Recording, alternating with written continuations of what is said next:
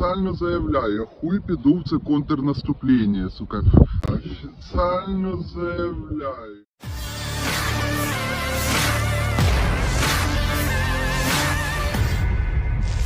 Kendaraan militer Ukraina terekam mengalami masalah di tengah perjalanan saat mengangkut amunisi untuk pasukan Ukraina di garis depan. Rekamannya beredar di Telegram pada Jumat 28 April 2023. Kendaraan tersebut terendam genangan air di tengah hutan setelah sebelumnya nekat menerobos. Akibatnya kendaraan itu berakhir mogok. Prajurit Ukraina di dalamnya masih berusaha memulihkan. Tidak dirincikan lokasi hutan tersebut. Kendati demikian, rekamannya telah menuai berbagai komentar dari warganet.